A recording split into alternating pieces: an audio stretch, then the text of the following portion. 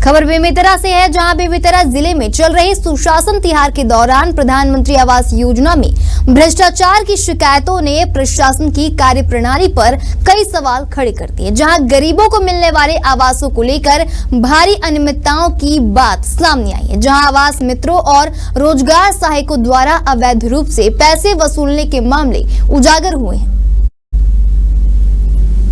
कुछ मामलों में दोषियों पर बर्खास्तगी की कार्रवाई की गई है, जबकि कुछ प्रकरण अब भी लंबित है।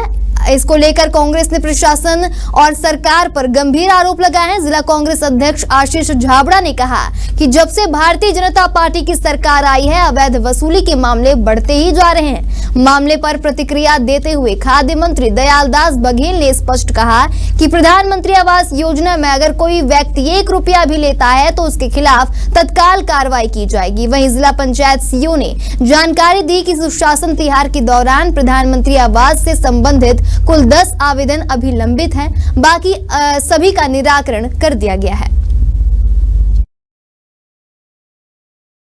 छत्तीसगढ़ में भारतीय जनता पार्टी की सरकार बनी है। सभी विभागों में भ्रष्टाचार जोरों पर है। हर विभाग में बिना कुछ लेन देन किए कहीं काम नहीं हो रहा है। प्रधानमंत्री आवास जिसमें सरकार अपनी पीठ थपथपाने में लगी है, दूसरी ओर देखा जाए तो लगातार उसमें भ्रष्टाचार की शिकायतें आ रही है और महज खारा पूर्ति करने के लिए छोटे कर्मचारियों के ऊपर कार्रवाई की जा रही है। मेरा ऐसा मानना है, इसमें जो मुख्य रूप से दोषी है उसके खिलाफ कार्रवाई होनी चाहिए, उसके खिलाफ आरोप तय होना चाहिए। भारतीय जनता पार्टी के नेता और इनके पदाधिकारी बड़ी बड़ी बात करते हैं, लेकिन कार्रवाई के नाम से यहाँ मैदान में जमीनी स्तर में देखेंगे तो कार्रवाई शून्य है। सिर्फ छोटे कर्मचारियों के ऊपर कार्रवाई हो रही है।